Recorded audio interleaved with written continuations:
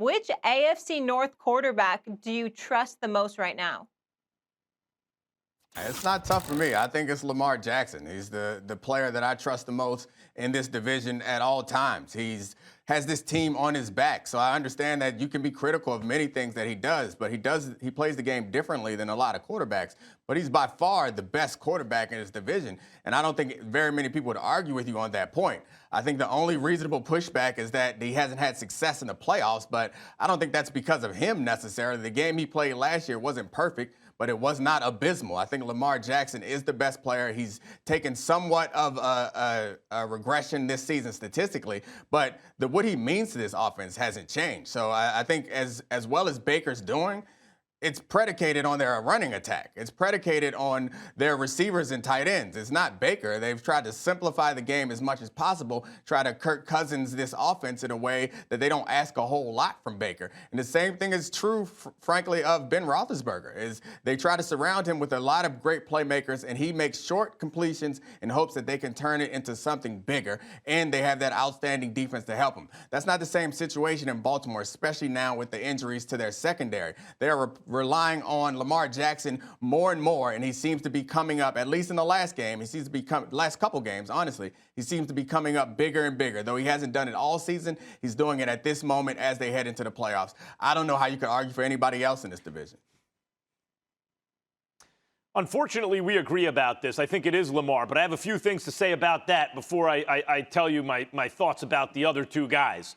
Number one, Lamar Jackson, I do trust him the most, and I saw what he did against the Browns, and that really showed something. You know, when they needed him to, he got back out on the field on fourth down and touches the ball, and boom, touchdown pass, first thing on fourth and 5.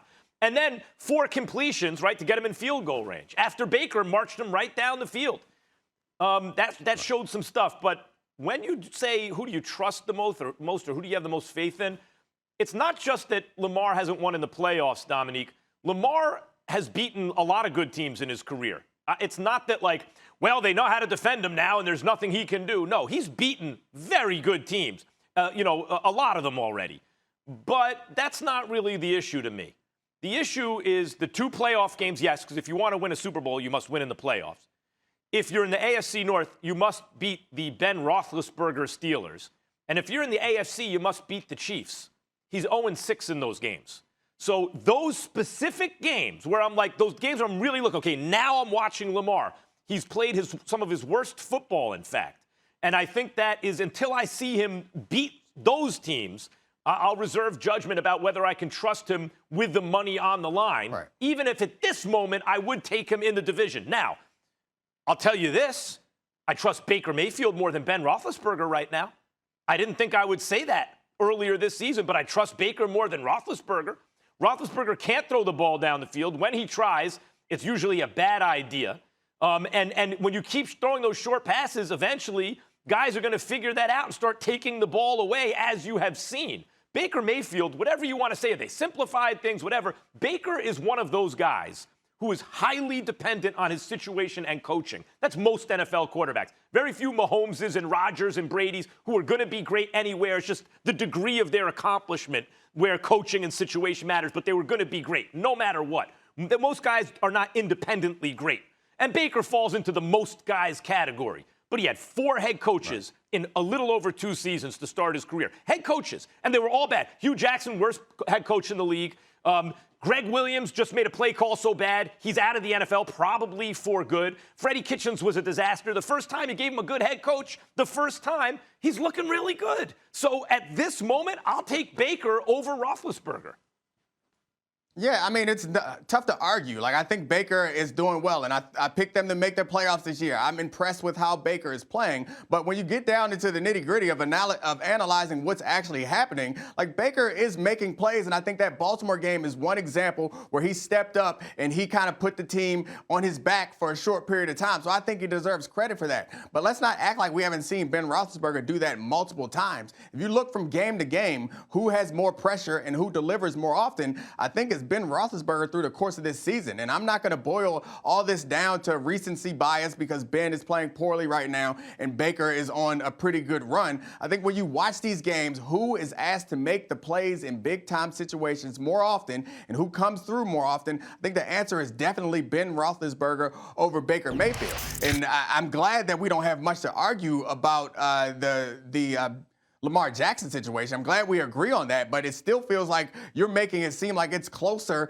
than it should be. And you're pointing out these big games as if I understand he should win in those. You want the team to win in those situations, but it all doesn't fall on Lamar. And they played the Chiefs close a couple years ago. They played the Chiefs close and beating the Steelers without Ben Roethlisberger. It's tough to do when Ben Roethlisberger isn't playing. So when the Ravens were at their strongest, Ben Roethlisberger wasn't there. They definitely would have beaten them last year in that situation.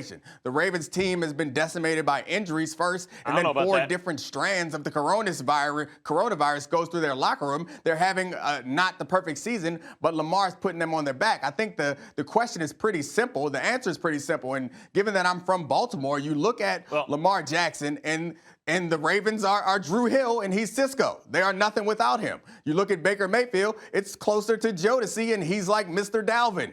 He's not KC or JoJo. That offense is built on the backs of that running game and that offensive line. And that's when you take one person out of the situation, there is only one Cisco in that whole division.